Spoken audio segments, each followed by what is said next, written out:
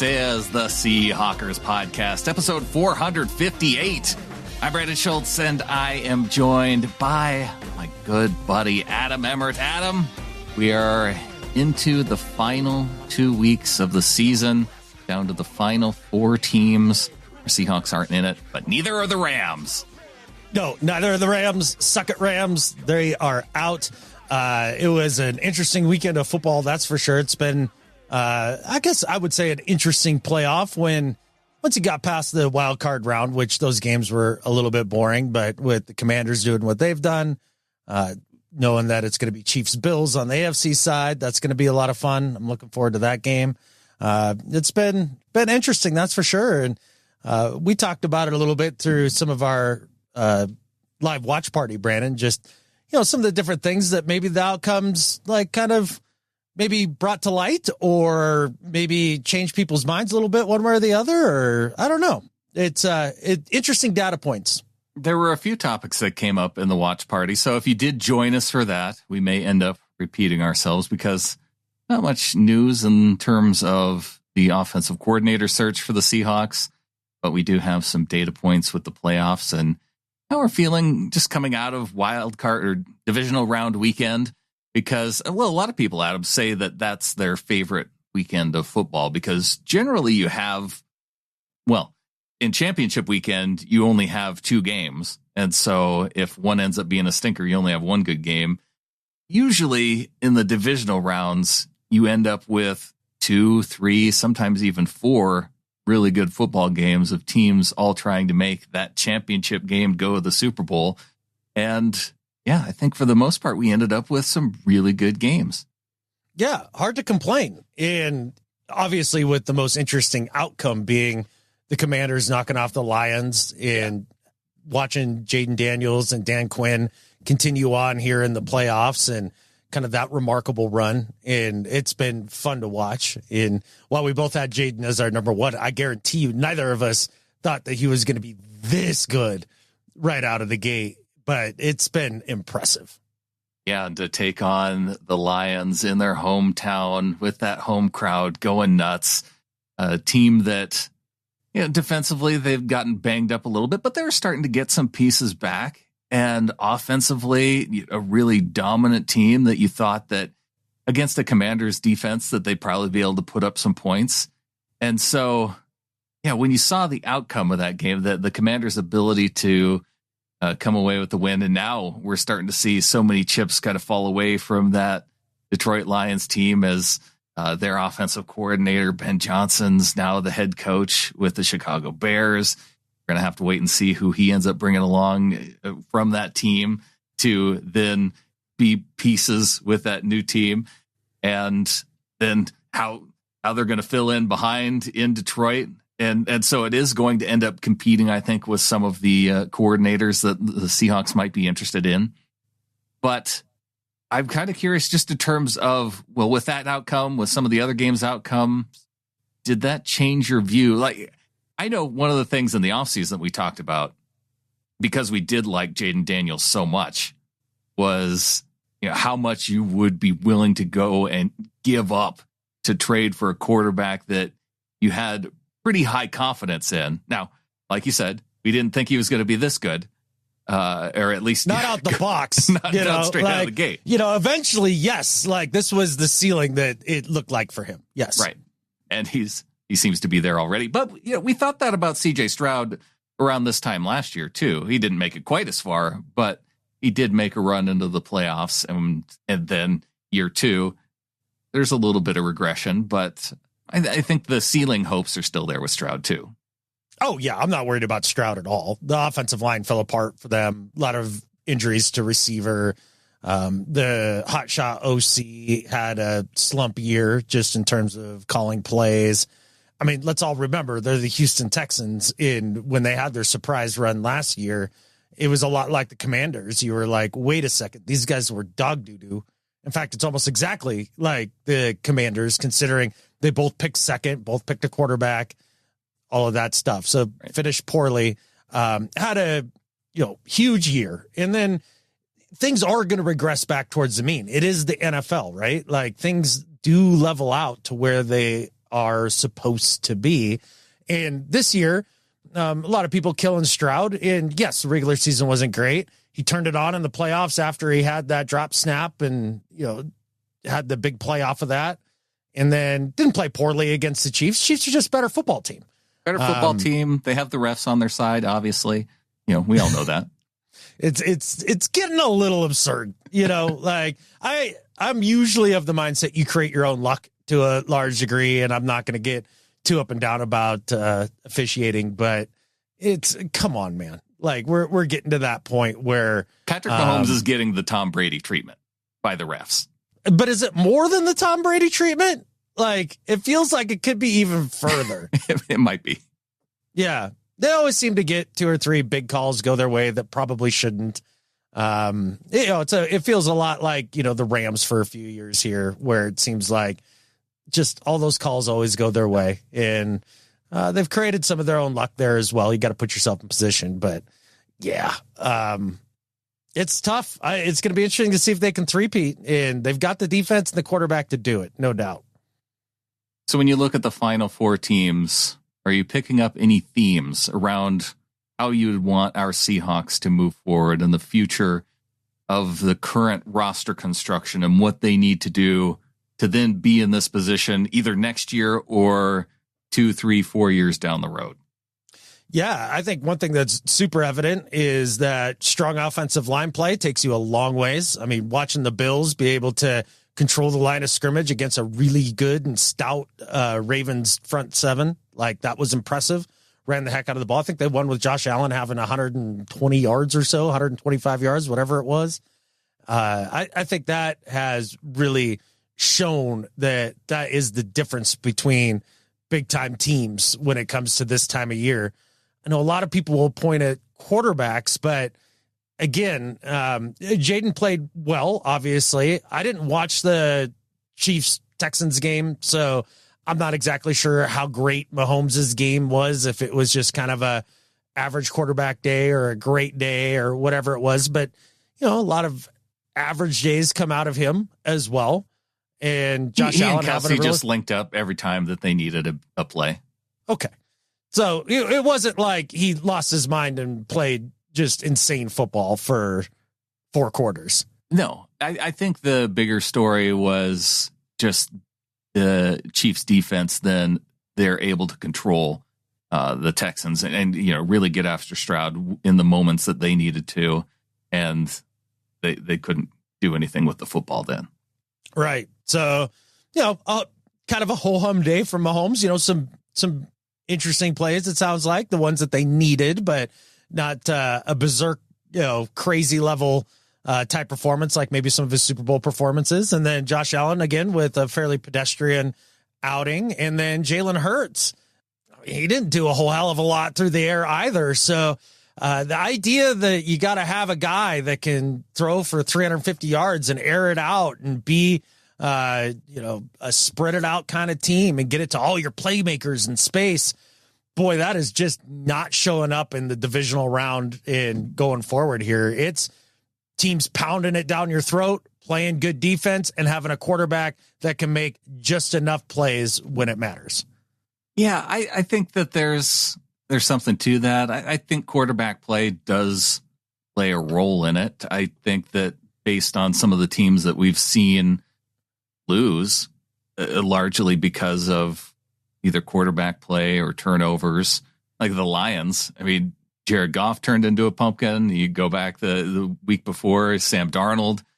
The turnovers really killed Detroit, I thought, and their defense then just having no ability to make a stop at all.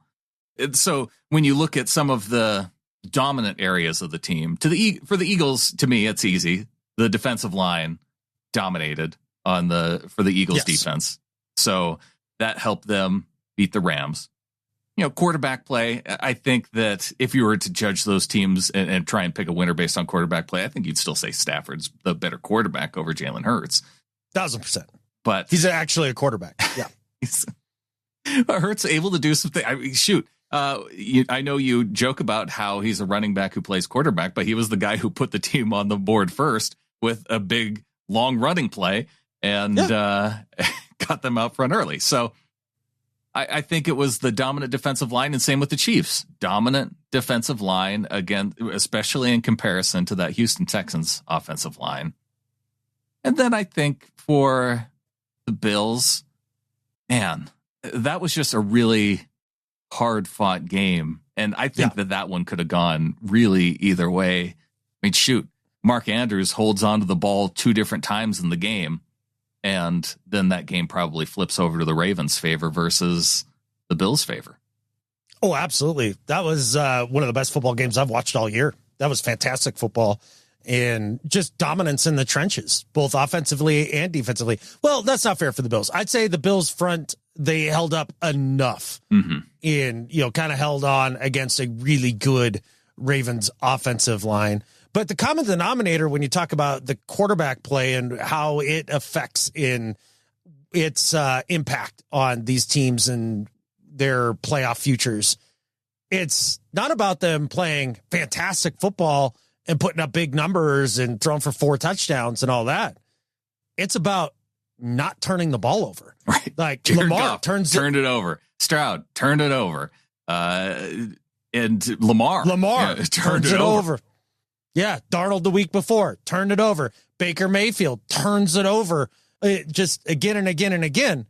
That's the difference right there. And so for me, the idea that you can't make it to a Super Bowl with a guy of, say, Jared Goff, Geno Smith, Sam Darnold, Baker Mayfield's ilk, I mean, as long as they don't have a playoff meltdown, and maybe that's just who they are. Maybe that's what makes them their ilk. Maybe I'm just off base on this.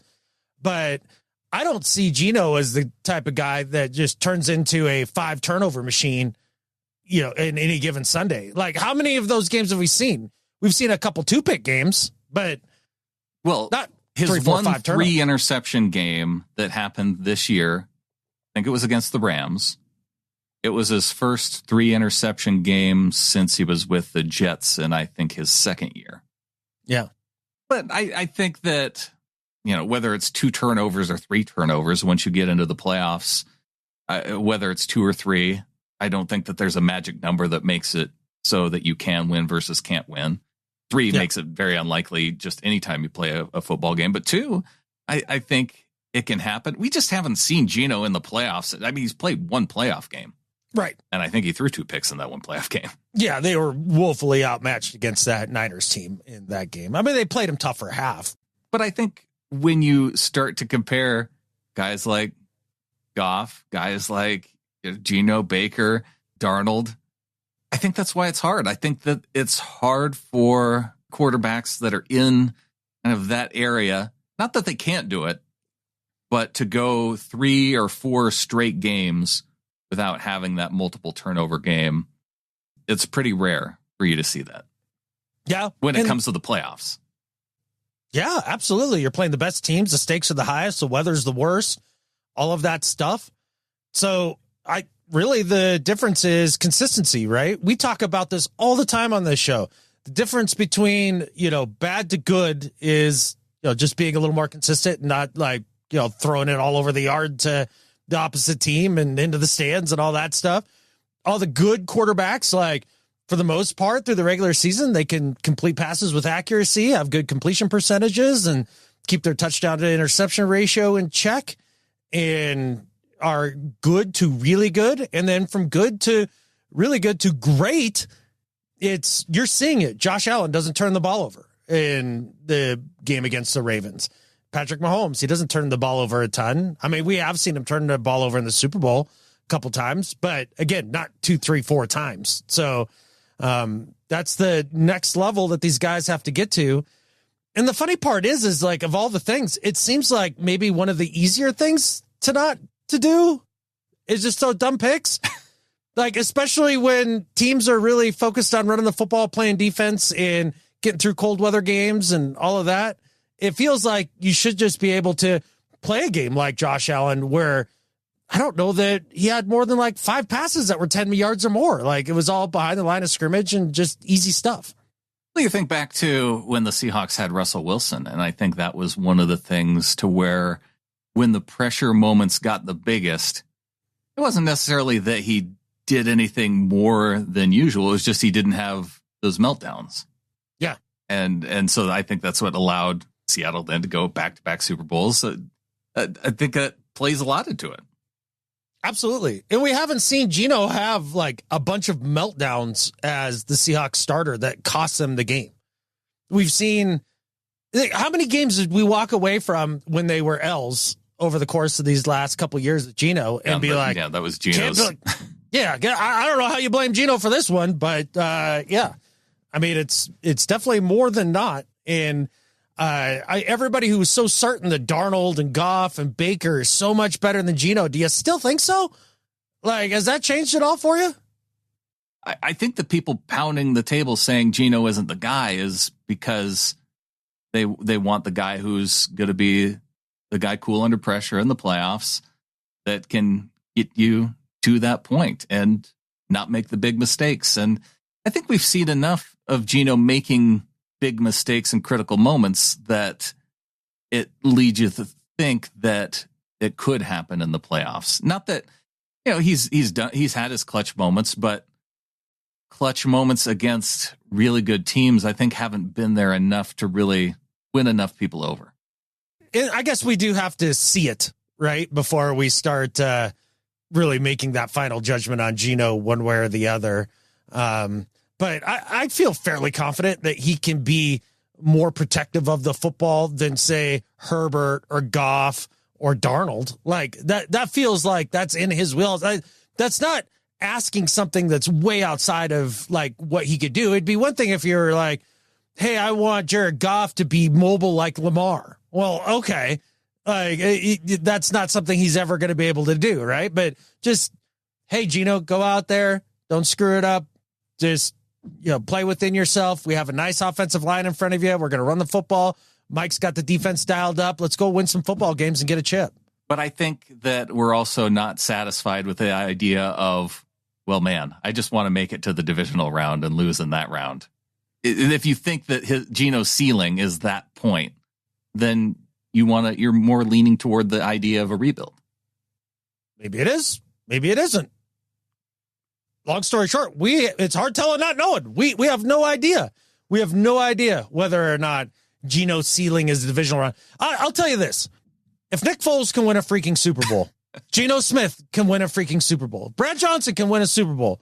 Geno Smith can win a freaking Super Bowl. The common denominator with the quarterback stuff when it comes to winning chips here in the last however 10, many years. 15 years, is your name Patrick Mahomes or Tom Brady? That's it. That's it. And so what? What are you going to do? Well, yeah. I don't want anybody until I have one of those guys. Well, okay. Like the Chiefs have gotten their entire franchise history without having that guy. The Patriots have gotten their entire franchise history without having that guy before Tom Brady came along. Right. You can't give me Drew Bledsoe either. Like, I like Drew a lot, but he's closer to Geno than he is Tom Brady. Yeah, and the idea of, well, you just keep losing until you get one of those guys. I think you have to have a commitment then to losing that then generally destroys a franchise. Right. And then you end up the Raiders forever. Or the Bears. Or the Cards forever. Or the Card, yeah. Like, so what do you want to do? The all or nothing mentality, I understand it. If that's you listener out there, if that's your mentality, like, that's great for you and I'm happy for you and all that. But it doesn't make sense to me because that's like, well, I don't have everything, then I want nothing. Meh. It's toddler mentality in my mindset. It's like, look, man, I want a guy and a team that can get me to the divisional round, the championship round on the semi-regular and just give us a shot. Maybe they're banged up. The opponent's banged up that year. Maybe the ball bounces your way well. Maybe the weather works in your advantage. You just never know. I think you've got more of a chance of winning a Super Bowl like that than, sucking for luck or sucking for whoever, right? For 15 years until that guy finally drops in your lap. And then hopefully you can then get a good coach and be a good organization and build around him. Like, that feels like getting struck by lightning 17 times in a row on a Saturday. Like, I don't know. I think there are strategies, though, that we've seen that can turn organizations around and build organizations into a Super Bowl winning team. And I think that it's possible we might even be able to see some of those parallels happening. I mean, John Schneider has the blueprint to do this for our Seahawks, Adam, because he was there. He did it with Pete Carroll when they came in 2010 together. And we're even starting to see, even just, when I think about the offensive coordinator search happening right now for the Seahawks, it has parallels to that 2010 to 2011 transition. Pete Carroll, John Schneider come in 2010. He brings with him Jeremy Bates, who he at least did come up through the coaching ranks in the NFL before getting hired by Pete at USC in 2009. But then he comes in 2010. They're ranked 31st in the NFL in rushing with 89 yards per game. They didn't have a great O-line in 2010 either. They had a young Russell Okung. Their left guard, Ben Hamilton, it was his final year in the league. God, that's right. Okay. Chris Spencer, it was his final year in Seattle. Right guard, Stacey Andrews, his final year as a starter in the NFL. And then Sean Locklear, who it was his final year in Seattle. That was the offensive line in 2010. And they were then able to shift and move on from that. They moved on from obviously Chris Spencer and Sean Locklear, who had been longtime veterans on that offensive line. They drafted Max Unger, the previous regime, in 2009. So he was kind of waiting in the wings to take over at the center spot. But after 1 year, they decided to move on. That the performance, running the football, building that identity that I think Pete Carroll had in mind as a defensive head coach. And Jeremy Bates, a guy who was with him at USC, he said, yeah, I know we worked together for a year, but it's time to part ways. Yeah, it was really clear that wasn't going to work. And just color me shocked, a guy that had most of his experience coaching as an offensive coordinator in college had no idea how to run the football. Well, he wasn't even the coordinator at USC. I think he was like... Was he not? No, he was like the assistant he was an offensive assistant, I think, in 2009. And I think his NFL experience before that, though, was like quarterback's coach. I could go back and look, but it was he did not have play calling experience until that 2010 season. Okay. And then he brings in Darrell Bevell. Right. Which I couldn't tell you what Darrell Bevell's history was before he got to Seattle. I don't recall. Seattle? I don't recall either. Yeah. So that could, but I don't know if he had Pete Carroll connections either. So, because I always think that people tend to bring in guys that they've worked with before. And before coming to Seattle, Bevell was the offensive coordinator for the Vikings from 2006 to 2010. Oh, there we go. Okay. And he was with Green Bay from 2003 to 2005. So he might have had a little overlap as the quarterback's coach on that staff with John Schneider in Green Bay. Gotcha. Gosh, he's 55 years old now. That's crazy.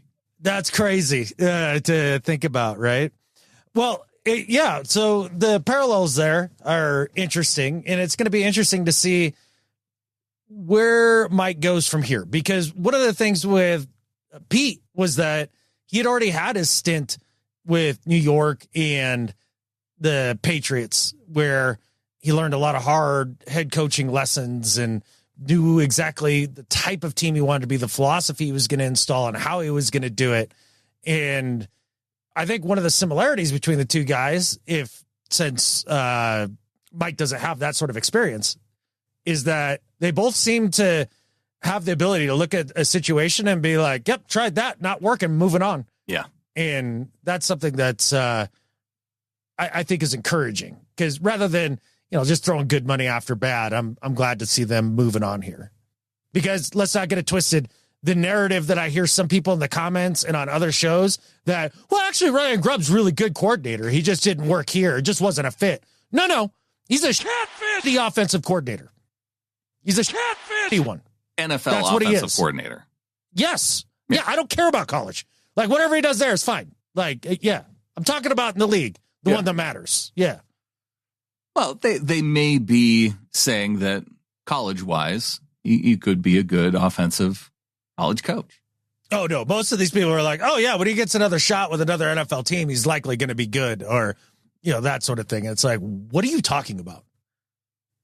He's clueless.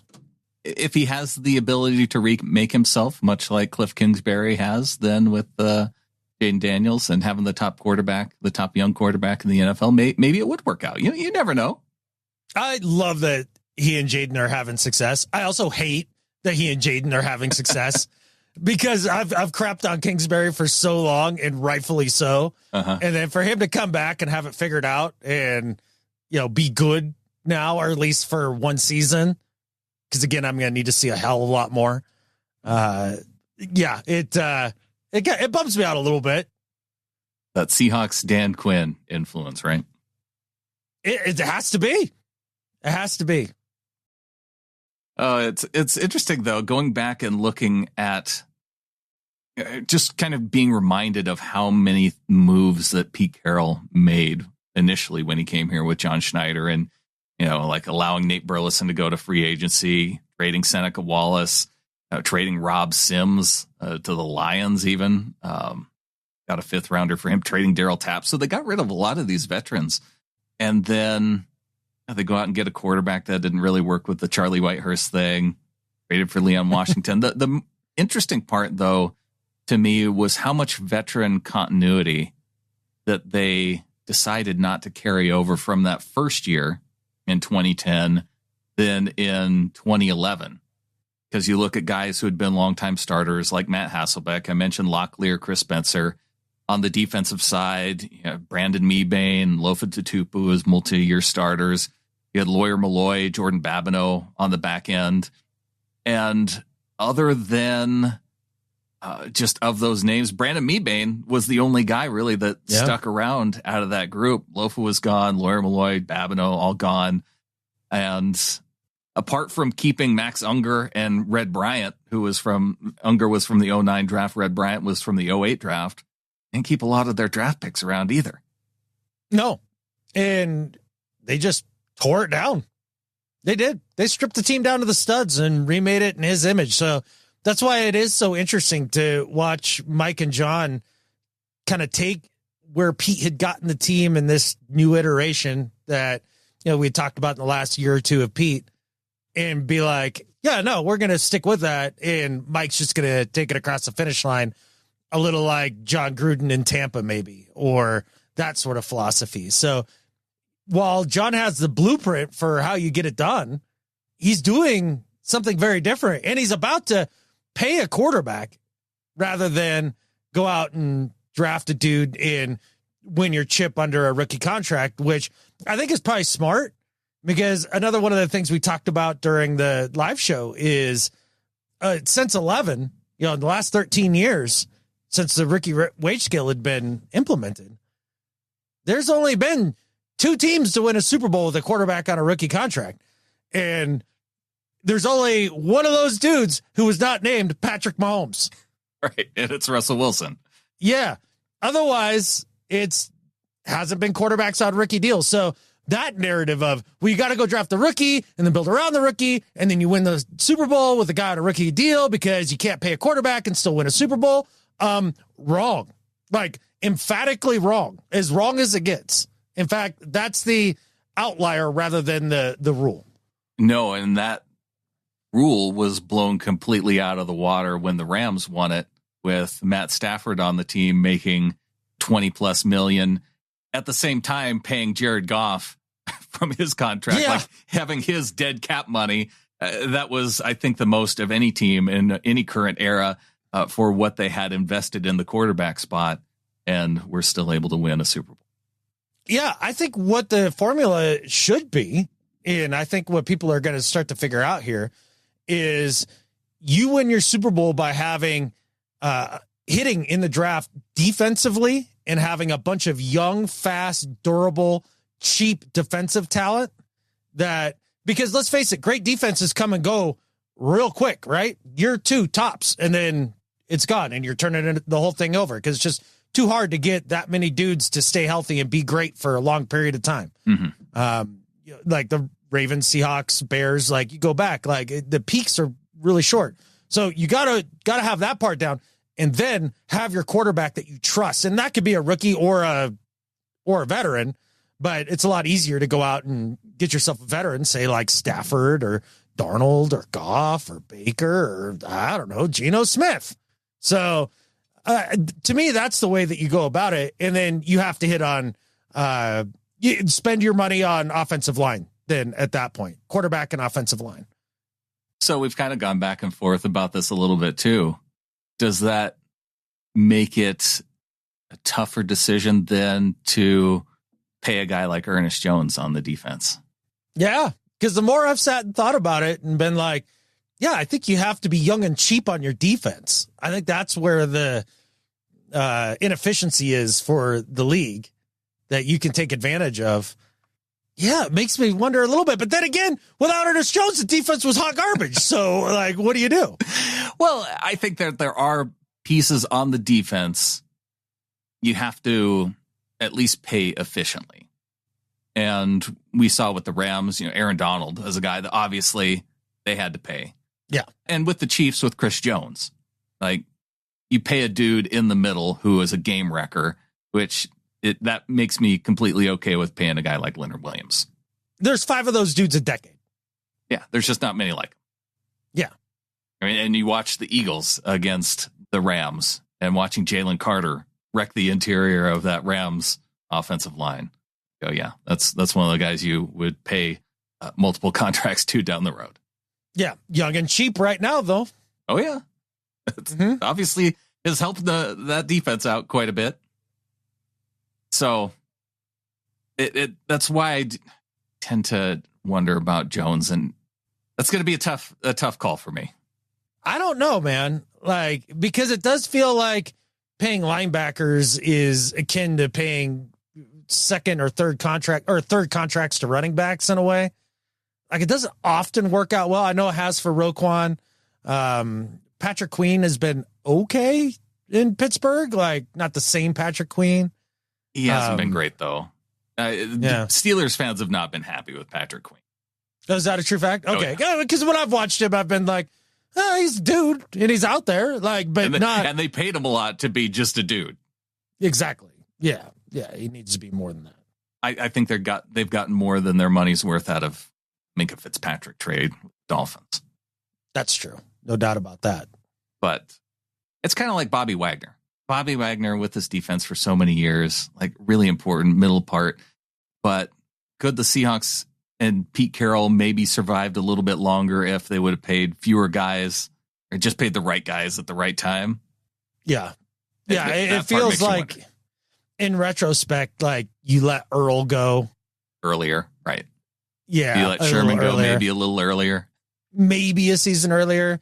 I'm still not going to hammer him on Cam because, I mean, who's going to predict that? Oh, yeah. That's just bad luck. But, yeah, it does make you wonder a little bit. But this is only a second contract for Ernest Jones, right? Yeah, well, still it would in his be, mid-20s? yeah, it would be because he was going into the final year of his deal. That's why the Rams traded him to the Titans. Right. And because they didn't want to, I think that they were trying to do that thing where you don't pay the linebacker the second contract, and they've done pretty well in LA not doing it. It's true. It's super annoying watching them have success and draft well and play no name linebackers and still have success. Yeah, it's infuriating, and to watch them be able to piece together an offensive line year in year out too. Something to watch in the offseason. Another thing we're watching: the offensive coordinator hire. The latest news, we saw that Grant Udinsky brought in for a second interview. Klint Kubiak brought in for a second interview. Hank Fraley from the Lions, after they lost, he got a second interview, this time in person. And Byron Leftwich emerged as a possible name and candidate. And Thomas Brown, not among the names that we've heard as second interviews. So with these second interviews, we could find out, Adam, Wednesday, Thursday this week. It could be that soon that we find out that the Seahawks have hired an offensive coordinator. My question would be, have they done enough searching? Well, do you think they're waiting for any of these guys from the Final Four teams? So it would be Commanders potentially. Mm-hmm. You're not going to because they were wild card.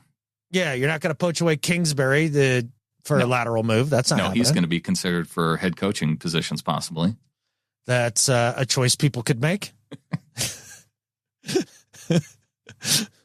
You have one good year with a rookie quarterback, and teams want. That's when you talk about how the NFL equalizes itself. That's one of those ways. No, it really does. Because you start to wonder, is like, what were the fades down the stretch and all of that stuff? Was it really just a Kyler problem? Is this what Kingsbury's offense looks like when he has a real NFL quarterback instead of Chance the Rapper Jr.? Like, I don't know. It could be because Kyler still faded down the stretch. Once again. Yeah. To get back to Call of Duty, you know? Yeah. And throwing it off of dudes' helmets in the final game of the season against the Rams. Yeah, that was stupid too. Thanks a lot, Kyler. Final game, second to last game. Second to last. Yeah. So any names jumping out? The thing to me that's been bothering me about this entire process, it feels like a Seahawks PR strategy just to hire Klint Kubiak.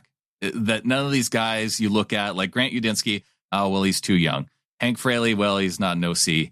Byron Leftwich, well, he failed in 2022 after having a couple good years, but then after Bruce Arians left, he was never the same. Thomas Brown, maybe not a serious candidate, but a guy that you considered because, I don't know, you played him a couple weeks ago and he showed you a couple things. And did he? Well, I think the interesting part about Thomas Brown is that he was the guy that they turned to multiple times. Like, okay, now you're the offensive coordinator. Okay, well, we fired the coach. Now you're the head coach.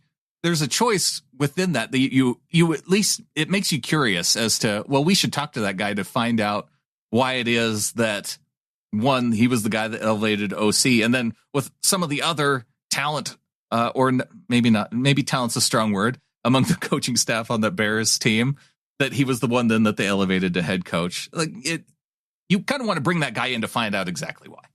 No, not even a little bit. Why? What's the point? So this guy's failed everywhere he's been, failed upwards in Chicago. And then, like, when you hire an interim guy and you promote the coach from within, all you're doing is you're choosing the dude that probably will keep a rebellion out of the locker room and is completely expendable. That's who you choose. And that's Thomas Brown. He's even got the most generic name in the world to go with how expendable he was to the Bears. No, you don't bring him in for an interview. I know exactly what's going on there. Catfishing nothing. This leads me to my point of the PR campaign for Klint Kubiak. You look at all these names and you go, as a Seahawks fan, you're like, well, obviously I can see that that's the most qualified guy. Why don't they hire Klint Kubiak? Because he was actually an offensive coordinator. When in any other world, Adam, I would not be excited about Klint Kubiak as the Seahawks offensive coordinator. I haven't seen anything in his past that makes me go, ooh, well, he had one really good game against the Panthers to start the season and then followed it up with a really good game against the Cowboys. But then everybody got hurt. So I'm just supposed to think that, oh, well, against those two teams, like, he was amazing and that he's going to continue that and be a 40 points per game guy with the Seahawks offense. Yeah. So by PR, you're meaning bringing in a bunch of lesser qualified candidates just to make Kubiak look good, put him on a just pedestal? To make fans go, oh, well, that's the guy. I'm excited about that guy. Yeah. So when it comes to baby cubes, it's kind of like, am I fired up for the idea of baby cubes? There's a lot of meh there. Like, now, with that said, am I excited about meh? A little bit, because we just got rid of, nuclear exploding dumpster rolling down a road in Grub. That was so bad that meh feels like a breath of fresh air. Like, yeah. No, I'm not super excited about the idea of Kubiak. He does a lot of the things that I'm hoping that an OC would do, but like, to your point, in New Orleans, so they have the two good games, everybody gets injured, and then the offense sputters, throughout the rest of the year. I mean, to be fair, okay, it was middling. Yeah. It was middling. Yeah, if you're looking at it statistically. Like, I'm watching the McVays and Shanahans of the world. They get a zillion offensive injuries around them, and they just chunk right along. Right. Like, that's what I'm looking for. Yeah, and I think that's what I wanted to see when I went and watched some of that New Orleans tape. Yeah, okay. It's Spencer Rattler behind center, and he did okay. He's just bad, though. That's why I feel like I would be more excited, though, with the unknown of either Grant Udinsky or Hank Fraley. Just because I don't know what I'm getting. And that's a good point. For them to be, especially with Udinsky, like if they're going to bring in a dude who's 28, and like they'd have to be awfully impressed to then be, and also it would be like, okay, well, we have our young head coach, we have our young OC, and like these guys are hungry and they're going to go get it. That seems like something, even though I know nothing about it, I could at least be excited. Yeah.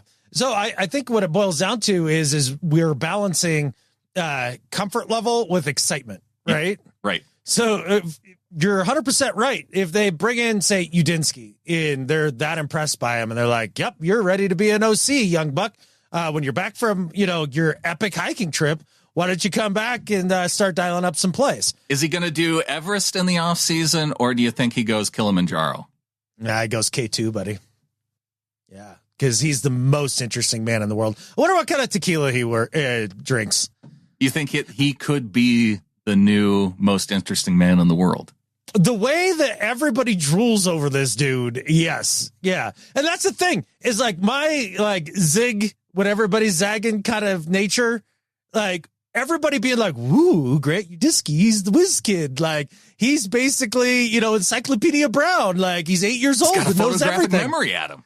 I know. I hear all that stuff. And I'm like, yeah, okay, cool. But what has he done?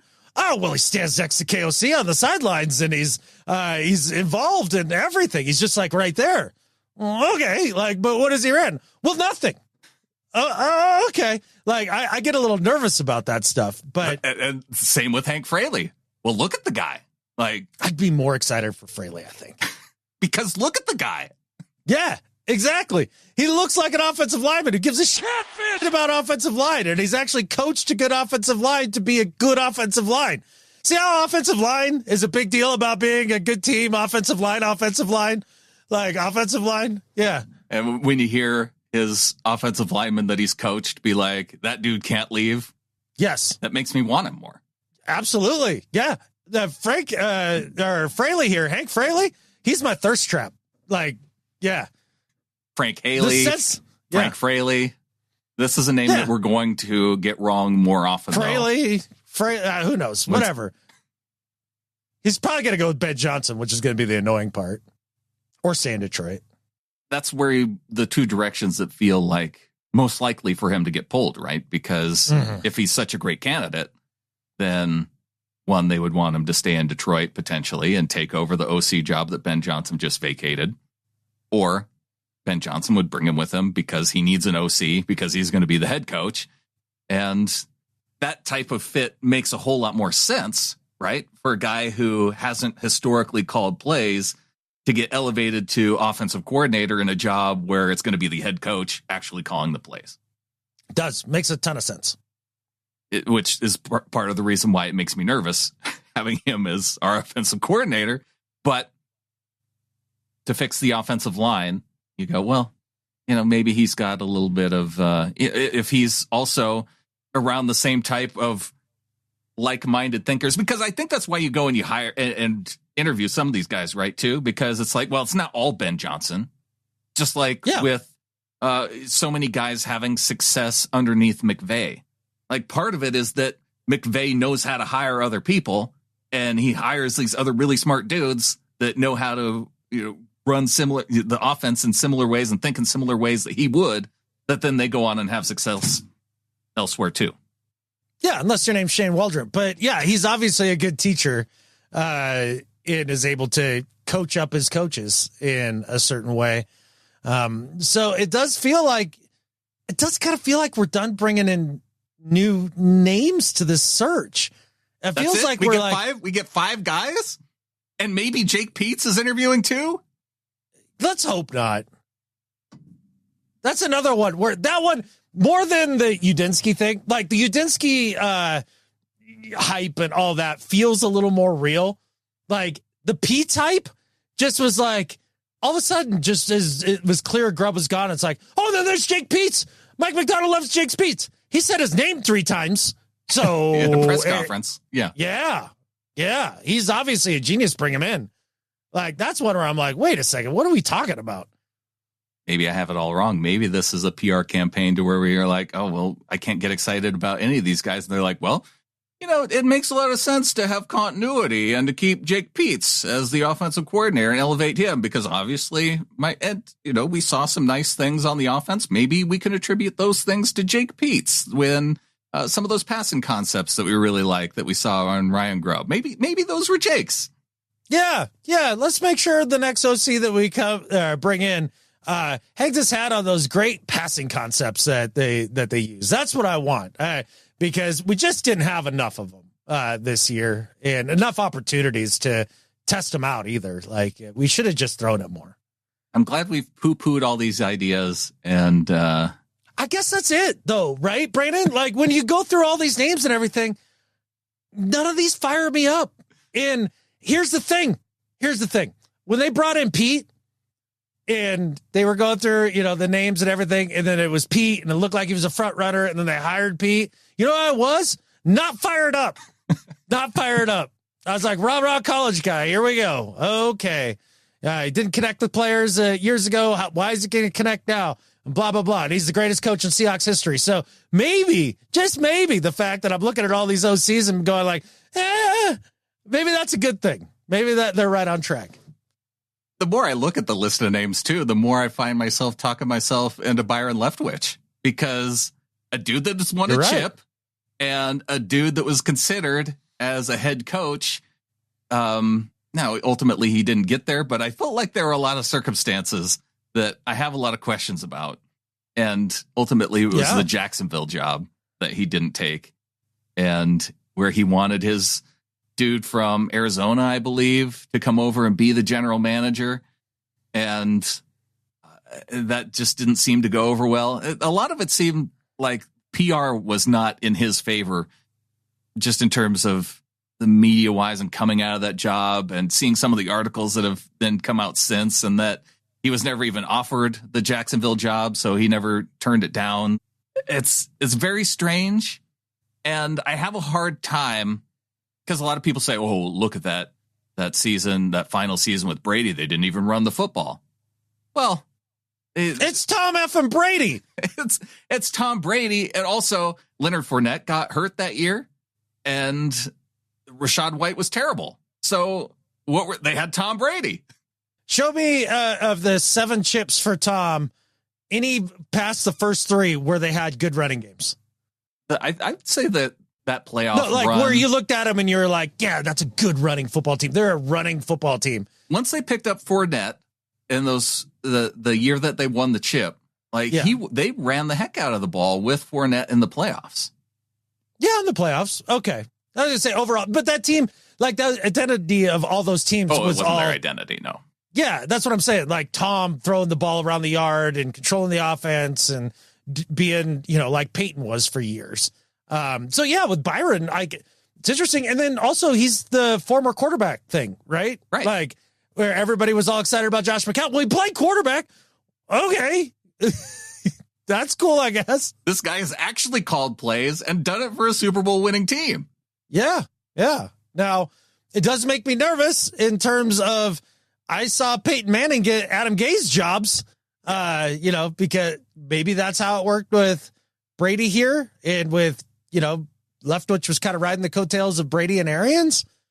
Hard telling, not knowing, but I don't know. Yeah, maybe I would be the most excited about that. The other thing that bothers me about Leftwich is that he's disappeared for the last 2 years. Yeah. Didn't go to college and take a job there. And if he were to have taken a head coaching job in college, right, and done well, you'd go, oh, well, let's bring him back up to the NFL, to the big leagues. No, that makes sense. I wonder which owner's wife did he catfish? Because that's how it feels, man. Like, just like you were saying, he got the PR from the league because he was a shooting star up until like all of a sudden he wasn't. And he didn't even really do anything other than just have a tough year with a Brady who had aged out of the league finally. Right? Right. And that's his big crime?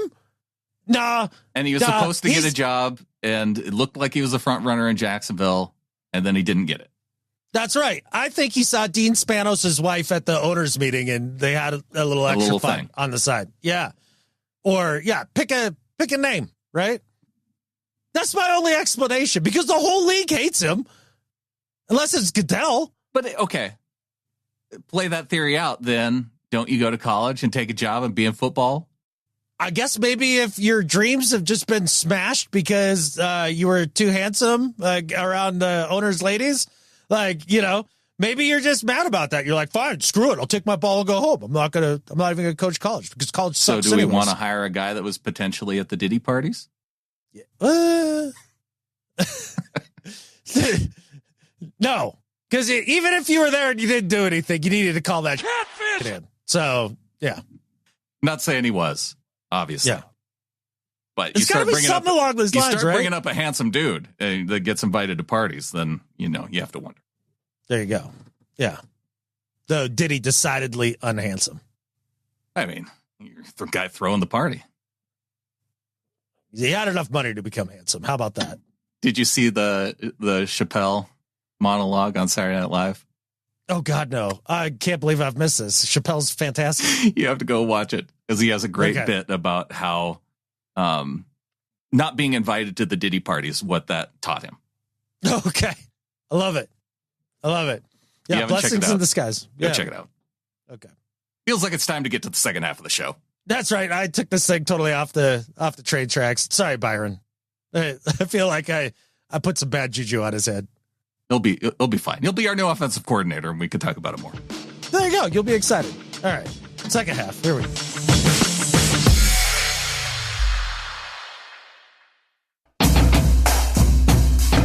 Getting into the second half of the show, and I thought about it over the break, Adam. Mm-hmm. I'm a Grant Udinsky guy. That's my guy. Okay. I've decided. Because you have to pick a guy, right? You do. For me, gotta pick a guy. God, because it's between Cubes and Fraley.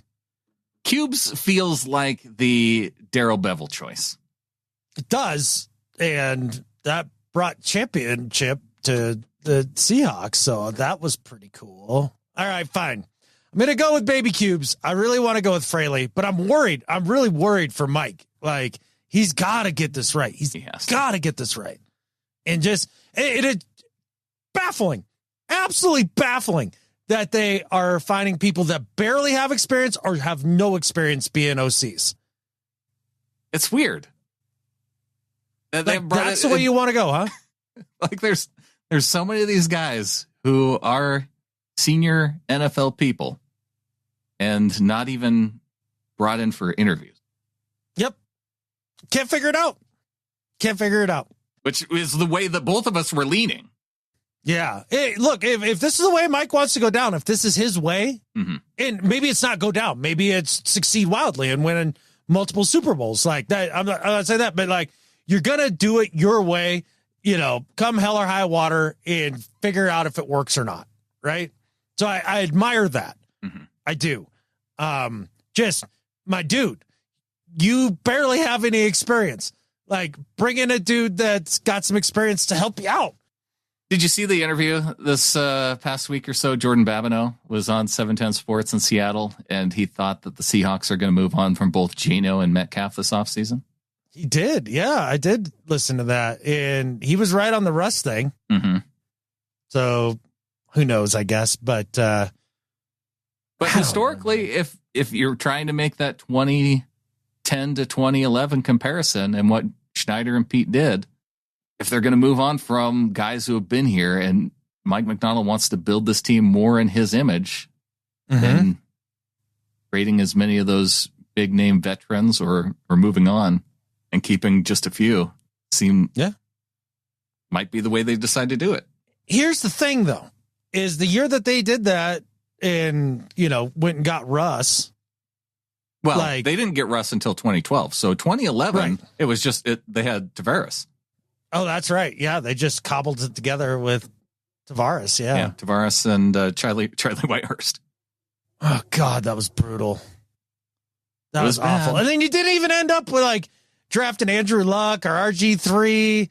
You know, because again, there was a quarterback draft coming up where you had 4 legit quarterbacks, maybe 5 in that draft, whether that's Tannehill, RG3, Andrew Luck, and Kirk Cousins, Foles, Chatfish, yeah, and Russ. Yep, that's not this draft. No, but it could be the 2026 draft. Sure, okay, maybe, possibly. That's an entire. That's like 5 presidents away from now. It feels like, you know. Well, we know it's not going to be the 2025 draft because we know this class. Yeah, we're starting to get to know an idea of who's going to come out the next time. Maybe. There's a lot of hard telling not knowing between. It is hard telling not knowing. So we'll see. So for them to move off of Geno, it's right back to this age-old question. What do you got that's better? What are you going to do? Because there's no part of my fandom that wants to sit and suffer through a white worse type season. No, thank you. They bring in Udinsky. Udinsky was with Daniel Jones in Minnesota. They bring in Jones to compete with Sam Howell, and those are the 2 dudes that fight it out. Oh, God, and this is our job, and I'd have to do this show still. Like, I couldn't just drop out and be like, yeah, I'm punting on this season. No, thanks. I'm good on this. Sam Howell and stupid Daniel Jones. No, thank you. No. But God. Then we spend the season watching college football and every week talking about God. So do I have to like put toothpicks underneath my fingernails too and like get a brand get branded on my arm? Like what other miserable crap can I go through? Well, maybe we have the flock decide. We can flock source this. What thing do we make Adam do that makes him miserable? Yeah, more than watching Sam Howell and Daniel Jones as my quarterbacks, and then having to sit and watch college football. You're probably going to have to tell me it'd be like Sun Belt Conference college football too. Like Boise State, that's your new team. Well, yeah, now that Genty's gone, yeah, thanks. I could have enjoyed watching Genty for a year, probably. No, you got to watch the blue field and no Genty. It's better than that stupid, disgusting nosebleed field in frickin' Cheney, Washington. There you go. Another idea for the listeners to Eastern Washington football. Yeah, maybe one of these days, us and the Flockers will have to get together in Cheney and go to a game. Oh, there we go. Like Eastern Washington versus the Grizz or something. Oh, so then you actually have a rooting interest too. Yeah. Otherwise, how am I supposed to even try to care? Like I can't even pretend.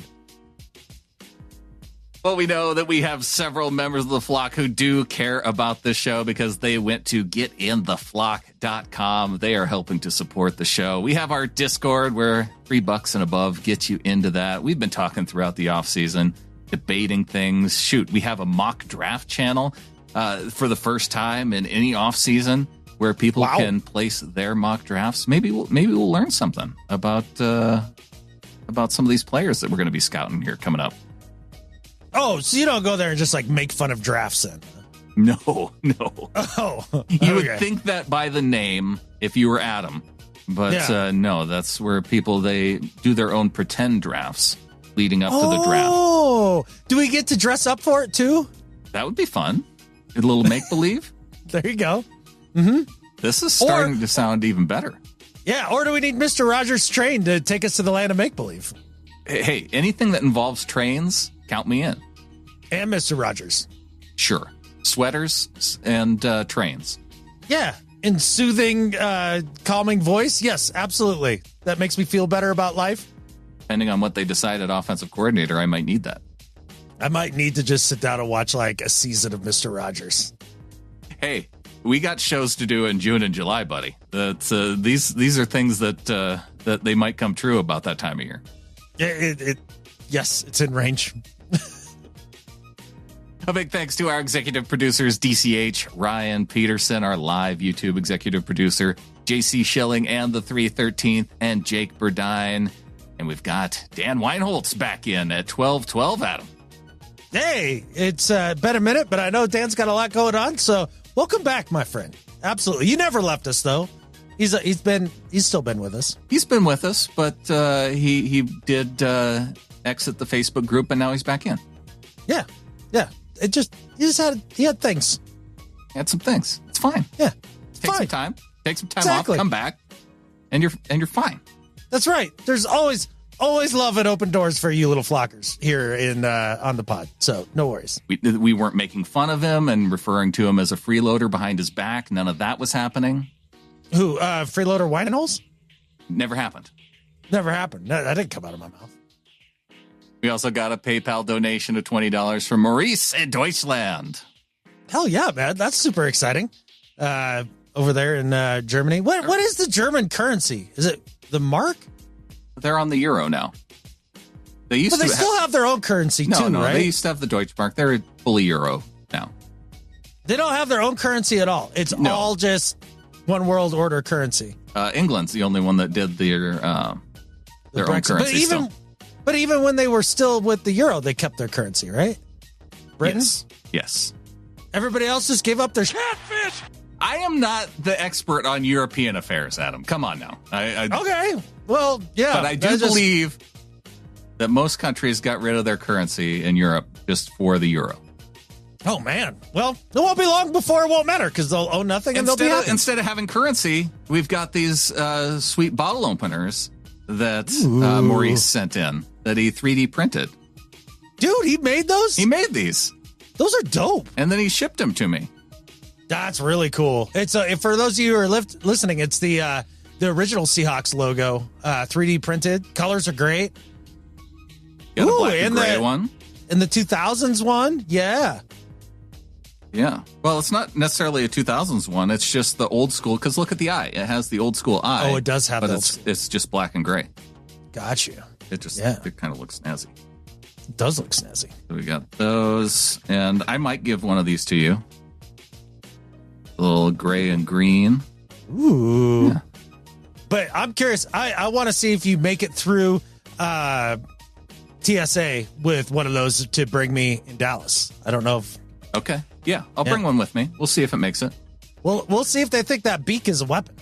Well, I can do checked luggage. You can bring stuff like that. All sorts of weapons in your checked luggage, right? Yeah. Well, I mean, nail clippers, the actual weapons that they would confiscate, like nail clippers, mini pocket knives. You can take nail clippers through TSA. You can do that now? Yeah, for sure. I do it all the time. Have to have the clear check, like where they scan your eyeball? No. And not only that, but now they're doing a thing where they're like taking pictures of your face. Like, what is this? Like a Minority Report? Just say, here's my ID. Like, let me on the catfish plane. They have to know because if they do that scan, they'll know that if you really do intend to go on a hookers and blow rampage in Dallas. They can't tell that. If you don't make it, now I know why.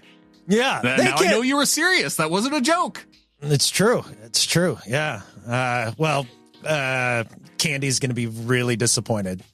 She bought some new glitter and everything for her encounter. Glitter? Are Candy you insane? The stripper. Yeah. You can't. All strippers are covered in glitter. Then you get that back home. Yeah, I know. That's why they call it stripper herpes. Like, you can't get rid of it. Why would you do that? I think they do it just to, I don't know, just screw with dudes. I think that's what it is. That's what it is. Okay. Yeah. Yeah. I'm going glitter free. You're going to find yourself a glitter free stripper? No, I mean, I'm not going to get one. Oh, I was going to say, that's quite the unicorn, but good luck to you, buddy. I just forego it. Okay. All right, fine. No strippers because of the glitter. If I get the blow without glitter, are we still in on that? Then that's okay. Oh, okay. All right, very good. It's a new administration. I probably won't even get drug tested now. That's true. But you might get scheduled F. Who knows? Who knows? Yeah. There's just different things that you have to worry about. Yeah. It's funny. The inauguration happened yesterday, Brandon, and the country's not completely fixed today, and it also didn't burn to the ground. It's amazing. It's a lot like it was the day before. Yeah, it's crazy. It's what I try and tell myself anytime I turn on the news. Is this doesn't matter. Well, if you live out in the woods in a plywood box, it really puts things into perspective. Like, none of that crap matters out there. Like, just as long as you stay out the gulch, we're good. Like, just leave me alone. Just chop your firewood, try and stay warm. That's right. Which is critical when it gets to be like 20 below where you are. Yeah, it was negative 25 2 nights ago. That was stupid. That's no fun. No. It's done doing that now. It's a balmy 12 out, and it's quite comfortable. Yeah, double digits, it feels way better than even single digits somehow. Exactly. Yeah, somehow. Yeah. I feel like there's a big variance between like 30 and 70, right? Like anywhere there, if every 5 degrees feels like a massive change, right? And then like 30 to about 7 is just kind of like its own kind of cold. And then like 7 and below just sucks balls. Yeah. And after you go below 7, it all feels the same. Your nostrils, freeze together when you breathe in no matter what. So it's real cold. It's just, stupid cold. Well, I don't know how to transition to our email, Adam, but we've got hot. It's hot. It's the opposite of cold. Got a hot These emails email are toasting. From Carly and Retton. Says the last episode with the big Geno debate, the tear it down versus double down conversation was one of my favorite episodes of the podcast. I'm squarely in the double down camp and love Geno, but Brandon made some really good points. My question is, assuming we draft a quarterback in later rounds to sit behind Geno, as I'd like us to do, who should we go for? Could we get an episode like that in the offseason since Adam is so good at evaluating quarterbacks? Whoever we draft won't be the starter, but I'm curious if there's any later round guys you'd like to have develop. From Carly. You started to do a little work on this, haven't you? I have. I've started looking at some of the lesser known names. A couple guys that, and when I said I started to look at them, I brought up the U-tape and was drinking about a case of beer and took 0 notes and was just kind of like, ooh, or nah. So I still got to go back through them. That's the first cut. Yeah. When you go, ooh. Yeah. So exactly. who are some of the ooh guys? Well, okay. Give me 2 names. Ooh might be strong. Ooh might be strong. Kind of like, okay. I think is where we're at. Yeah. The OSU kid, whatever his last name is, it's like that guy. Yeah. Again, I was drinking beer, lots of it. Like, come on.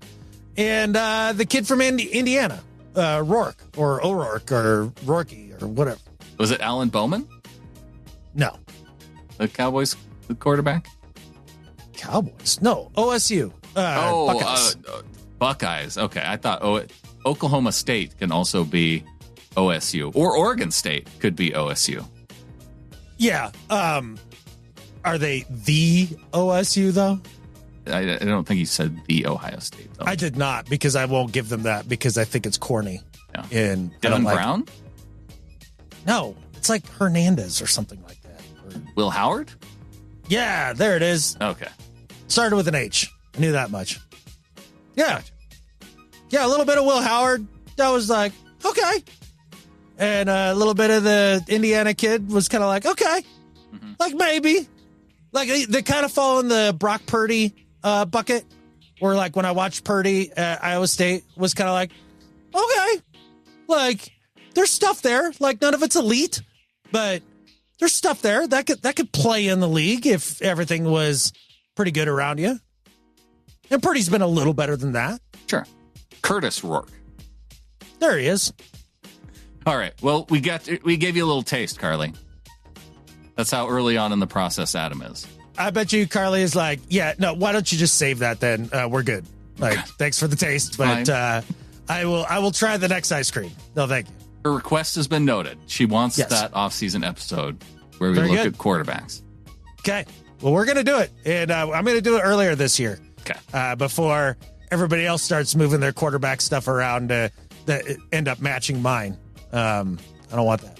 We're going to be in Dallas for almost a week, so I'm sure we can take some time away and maybe look at some quarterbacks on YouTube. Yeah, I think Indiana kid, Rourke, Caleb Rourke, whatever the hell his name is, Curtis Rourke. There it is. Yeah, I think he's going to be there at the Shrine Bowl. I think I saw his name on the roster. Oh, well, maybe we need to talk to that guy while everybody else is talking to Shadur Sanders. Who? I'm kidding. I haven't watched Shadur at all yet, so I don't know what I think about him. We're going to watch him live. Yeah, that'll be cool. Maybe, should I watch tape of Shadur before I see him live, or should I watch him live first? Get your very first impression live and in person. Live and in person. Okay. Yeah. Why cloud your thoughts? The reason I was thinking that is be like, I watched his college stuff. I was unclear about this, that, or the other thing that I really like to see him do. Then it gives you something to look for. Right. And then if you see him do it then at the bowl, you're like, oh, look at that. I didn't know that was in his bag, you know? A little like CJ Stroud in running, right? Like, hadn't really seen that. And then suddenly you saw it. You're like, oh, look at that. Okay. Yeah. Something to think about. It's a very, very defined and technical process for me. This is like a production meeting live during the show. Exactly. We're just trying to figure stuff out. Right. Yeah. Good luck.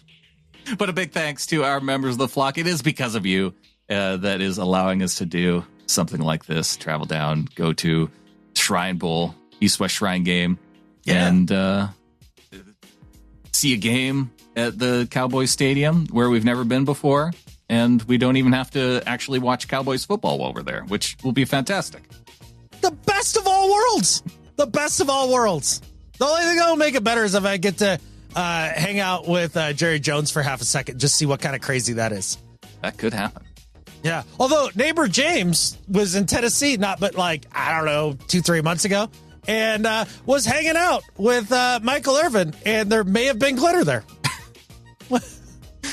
That's only half of the equation that I would expect. I'm just saying. On to do better and better at life. All right, man. Who you got for do better? My do better this week, Adam.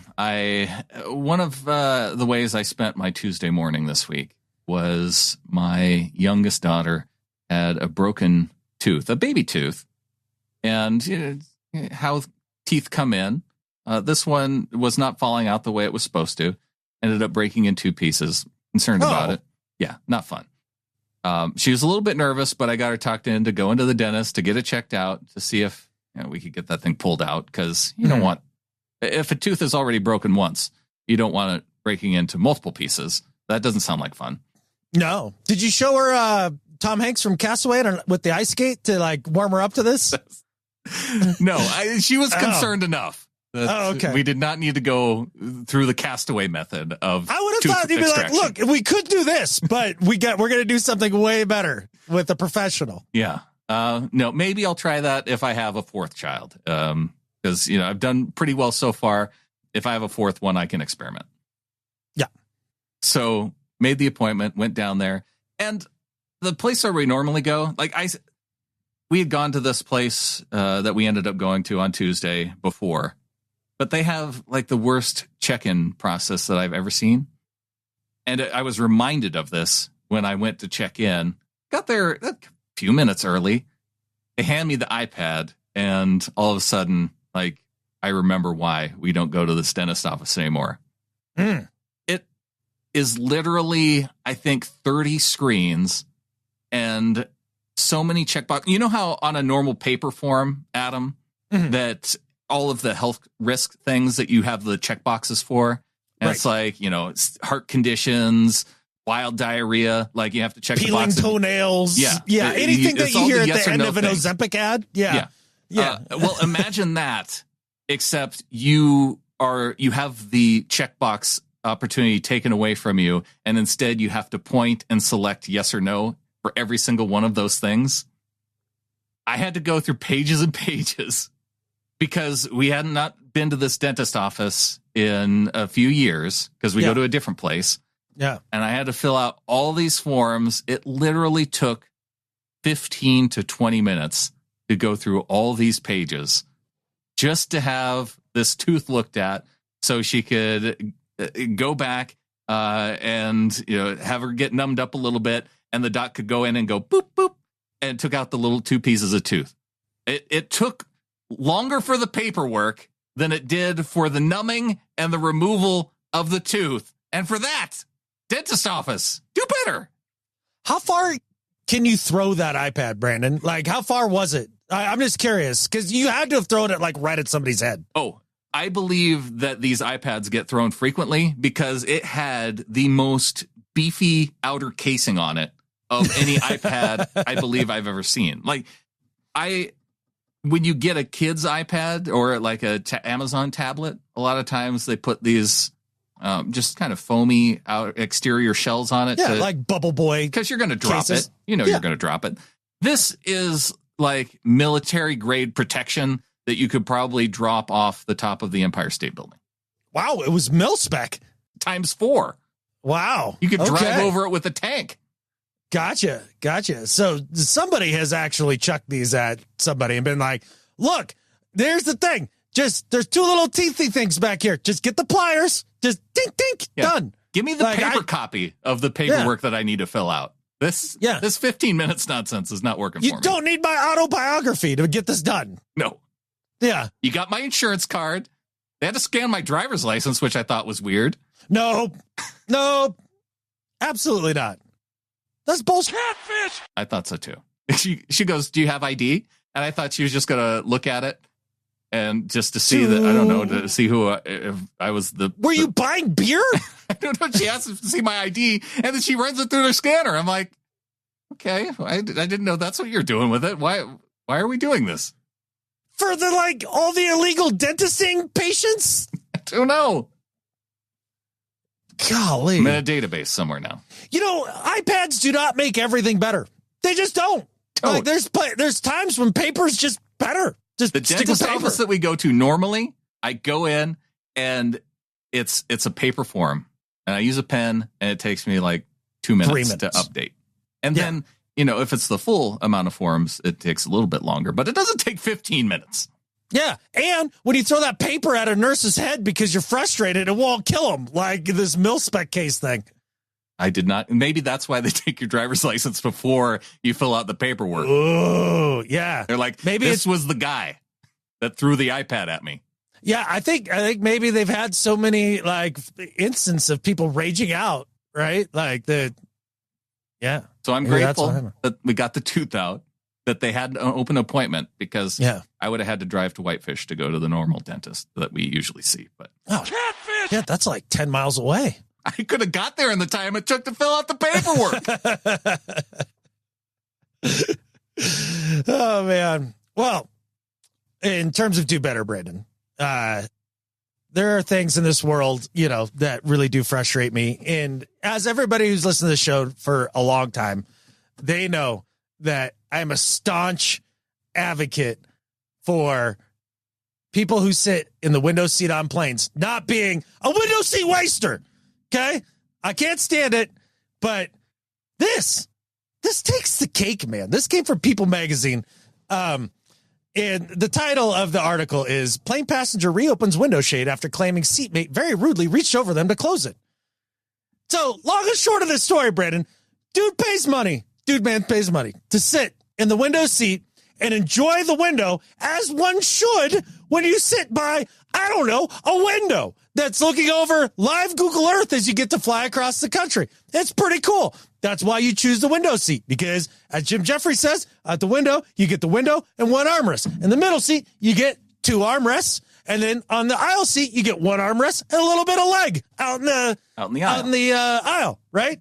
So you buy the window seat, you control the window. That's what happens. I think there's even a checkbox somewhere in there that says, yeah, this is my window now. You can pee on it, I think, even if you wanted to, because it's yours. And sometimes you get really lucky to get 2 windows that are in that little seat area there, right? Not for this poor passenger. They pay the money to sit in the window seat, have it rolled up, and dude, man, in the middle seat where you get 2 armrests, and that's it, dude. That's your zone. Stay in your zone. You can't move outside of that. He reaches across their face and slams the window shade shut. Dude looks at him and is like, nah, we ain't doing this. Opens the shade back up. Guy in the middle proceeds to just turn and stare lasers into this guy for the entire flight. He's way over his skis. That window's not yours. You didn't pay for it. And on top of that, if you were going to pay for it and waste the window, you're a dick for doing that too. Like, if you need the complete darkness and serenity of nighttime to fly across the country, buy a catfish eye mask, okay? Like, you can't just reach over and try to claim a window that's not yours. So the dickhead in the middle seat, do better. It's okay, Ollie. What is more going to get you into a fight? Somebody spitting on you or somebody closing your window seat? Or is it equal? Let's say I was at the 7-Eleven and, like, just grabbed myself a bag of Doritos and was walking to the register and some dude just walked up and hawked a loogie in my face. Where does it stand in terms of levels of which one I would be more inclined to, like, try to rearrange somebody's face over? Right. Loogie at the 7-Eleven, I think. It's a little higher. Little higher. Yeah. Little higher. An exchange of bodily fluids. Yeah. I think that's the line there. Whereas, just reaching over and doing that, which would enrage me. But more of a jerk move that is way unnecessary. Oh, yeah. There's going to be a scene at the very least. I can tell you that. Okay. Yeah. On to Better at Life. All right, man. Who you got? My Better at Life this week, Adam, is for Ichiro. Mariners now Hall of Famer elected with 99.7% of the vote. Sure, might do better could have been the one a-hole voter that decided not to vote for Ichiro on the first ballot, because that's probably what there was one. I don't know why that Mariano Rivera has to be the only guy that was unanimously elected. Like, we can't do Ken Griffey, who was one vote short. There are other dudes. It doesn't matter. The point is, Ichiro, beloved member of the Mariners. I was at the very first game, Adam, opening day of baseball in the 2001 season when Ichiro Mania was hitting Seattle. Wow. It was a fun time. They ended up going on in that season, winning 116 games. I kept getting letters at boot camp with the standings of the Mariners, and it was like single-digit losses for almost my entire time at boot camp. It was very memorable. Ichiro was part of that. And for now being elected to Baseball Hall of Fame, Ichiro Suzuki, better at life than Skip Bayless. That's super cool, man. No, Ichiro, an all-timer, right? Yeah, and I don't feel old at all with Ichiro being 51 years old now and a part of Baseball's Hall of Fame. Yeah, that's a little wild to think about. But then again, he started late, right? Because he was over in Japan for a long time. Right. But it's different. Like with Ken Griffey Jr., it was like, oh, well, that was the baseball player that I rooted for as a kid. Yes. But Ichiro was like the baseball player I rooted for as an adult. Right. And now he's in the Hall of Fame. Yeah. It's a different feeling. Yeah. I think the feeling that's even worse than that for me is like looking at Mike and Udinsky and McVay and like all of these dudes are younger than me. Yeah. Like, are you serious? Like, yeah, it makes you feel old. But yeah, back to the dudes that like didn't make it unanimous for Ichiro. Like, how freaking awesome at a sport or baseball do you have to be? Like, is Mariano Rivera levels better and more impactful than Ichiro? No. This is why baseball makes me. I don't understand what makes some of these voters go, well, he's not a first ballot guy. He's a second ballot guy.